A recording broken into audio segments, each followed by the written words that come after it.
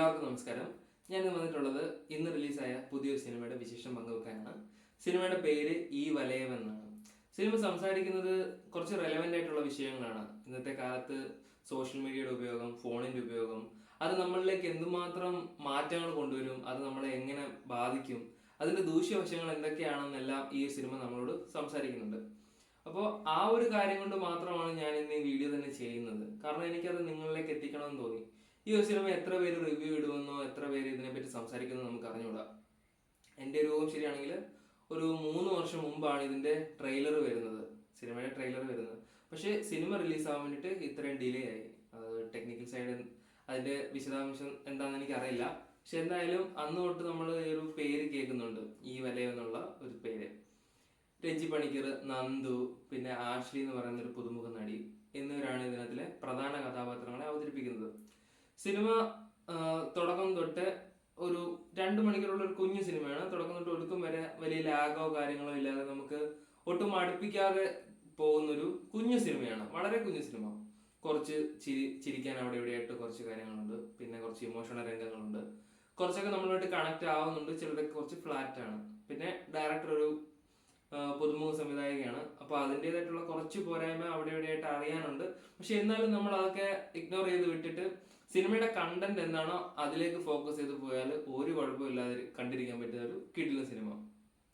പിന്നെ പെർഫോമൻസ് അത്യാവശ്യം നല്ല രീതിയിൽ എല്ലാവരും പെർഫോം ചെയ്തിട്ടുണ്ട്. പ്രത്യേകിച്ച് ആഷ്ലി സിനിമയിലെ ആ ഒരു നായിക വേഷം അവരെ കൊണ്ട് പറ്റുന്ന രീതിയിൽ എത്രത്തോളം മികച്ചാക്കാൻ പറ്റുമോ അത്രത്തോളം മികച്ചതാക്കി തന്നെ ചെയ്തിട്ടുണ്ട്. കണ്ടിരിക്കാൻ തന്നെ നല്ല രസമായിരുന്നു. അതുപോലെ രഞ്ജി പണിക്കർ അറിയാം, മസിൽ പിടിച്ച് കുറച്ച് ഗാംഭീര്യമുള്ള ഒരു വേഷമാണ് പുള്ളിക്കാരൻ എപ്പോഴും ചെയ്യുന്നത്. അത് അതുപോലെ ഇതിലും ചെയ്തു വെച്ചിട്ടുണ്ട്, ഒരു മാറ്റമില്ല. പിന്നെ നന്ദു, പുള്ളിക്കാരൻ നല്ലൊരു പെർഫോമറാണ്, അതിന്റെ എല്ലാം ഈ സിനിമയിൽ അറിയാനുണ്ട്. പിന്നെ മ്യൂസിക് സൈഡിലേക്ക് വന്നു കഴിഞ്ഞാൽ അത്യാവശ്യം നല്ല പാട്ടുകൾ, കാര്യങ്ങൾ, BGM, സ്കോർ എല്ലാം പടത്തിലുണ്ട്.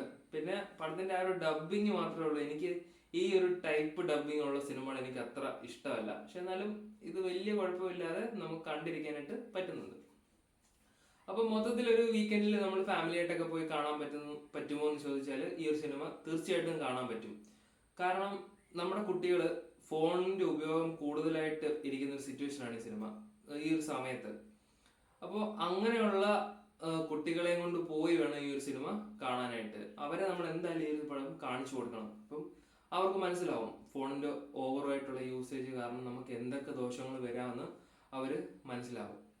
അപ്പൊ അതാണ് ഈ ഒരു സിനിമ കൊണ്ട് അവർ ഉദ്ദേശിക്കുന്നത്. അല്ലാതെ വേറെ ഡയറക്റ്റ് ആ ഒരു കഥയിലാണ് ഈ പടം ഫുള്ള് പോകുന്നത്. ഫോണിന്റെ ഉപയോഗം, അതുകൊണ്ടുള്ള ദോഷങ്ങൾ, അതിൽ നിന്ന് ഓവർകം ചെയ്യാനുള്ള വഴികൾ, അല്ലാതെ വേറെ ഒരുപാട് കാര്യങ്ങളൊന്നും ഈ ഒരു പടത്തിൽ ഇല്ല. അതിലേക്ക് എത്തിക്കാൻ വേണ്ടിയിട്ടുള്ള കുറച്ച് ഫാമിലി ഇഷ്യൂസ്, ഫാമിലി കാര്യങ്ങൾ, കുറച്ച് അല്ലറ ചില്ലറ കഥ ഒക്കെ ഉള്ളൂ. എന്നാലും നമുക്ക് ബോറടി ഒന്നുമില്ല കേട്ടോ. ലാഗടി, ബോറടി അങ്ങനെ യാതൊന്നുമില്ല. നമ്മള് സിനിമയിൽ നിന്ന് വിട്ടുപോകുന്ന ആ ഒരു സിറ്റുവേഷൻസും ഇല്ല. നമുക്ക് ആ ഒരു 2 മണിക്കൂർ എൻഗേജിങ് ആയിട്ട് കണ്ടിരിക്കാൻ പറ്റിയ നല്ലൊരു സിനിമ. അപ്പൊ ഫാമിലി ആയിട്ടൊക്കെ കാണാൻ പോകുന്നവർക്ക് ഫസ്റ്റ് ഓപ്ഷൻ ആയിട്ട് ചൂസ് ചെയ്യാൻ പറ്റുന്ന നല്ലൊരു സിനിമയാണ്. അപ്പൊ ഇതുപോലെയുള്ള കുഞ്ഞു കുഞ്ഞു സിനിമകളെ വേണം നമ്മൾ പ്രൊമോട്ട് ചെയ്ത് വിടാൻ. വലിയ വലിയ സിനിമകളിൽ അവർ പ്രൊമോഷൻ ചെയ്തില്ലെങ്കിലും, ഞാനിപ്പോൾ വന്ന് സംസാരിച്ചില്ലെങ്കിലും ആ സിനിമകളെല്ലാം ഓടും. ഇപ്പൊ ഈ ഒരു ചിത്രം ഞാൻ വന്ന് പറഞ്ഞത് കൊണ്ട് അത് വലിയ രീതിയിൽ പോകുമെന്ന് ഞാൻ ചിന്തിക്കുന്നില്ല. പക്ഷെ എന്നാലും നമ്മൾ സംസാരിക്കണം. കാരണം നാളെ ഞാൻ ചിലപ്പോൾ ഇതുപോലൊരു കുഞ്ഞു സിനിമ ചെയ്താൽ അത് ഒന്നും ആകാതെ പോകരുത്. അപ്പൊ അതുകൊണ്ട് ചെറിയ പടങ്ങളെ പ്രൊമോട്ട് ചെയ്ത് വിടുക. കാണാൻ പറ്റുന്നവർ തീർച്ചയായിട്ടും കാണുക. അതുപോലെ കണ്ടവരുണ്ടെങ്കിൽ നിങ്ങളുടെ അഭിപ്രായങ്ങൾ എഴുതി അറിയിക്കുക. അതുപോലെ ഈ സിനിമയെ പുറത്തേക്ക് എത്തിക്കുക, ആളുകളിലേക്ക് കുറച്ചുകൂടി എത്തിക്കാൻ വേണ്ടി ശ്രമിക്കുക. പ്രൊഡക്ഷൻ ടീം ചെയ്യേണ്ടത് അവർ ചെയ്യും. എന്നാലും നമ്മൾ ഒരു കാണുന്ന ഒരു പ്രേക്ഷകൻ എന്ന നിലയിൽ കുറച്ച് നല്ല സിനിമകളെ, ഇതുപോലെ വളരെ കുഞ്ഞു സിനിമകൾ, കണ്ടിരിക്കാൻ പറ്റുന്ന സിനിമകളാണെങ്കിൽ തീർച്ചയായിട്ടും മറ്റൊരാൾക്ക് സജസ്റ്റ് ചെയ്യുക. അപ്പോൾ അത്രേ ഉള്ളൂ. ഇതുപോലെയുള്ള വീഡിയോസ് കാണാനായിട്ട് നമ്മുടെ ചാനൽ ഒന്ന് സബ്സ്ക്രൈബ് ചെയ്ത് വെക്കുക.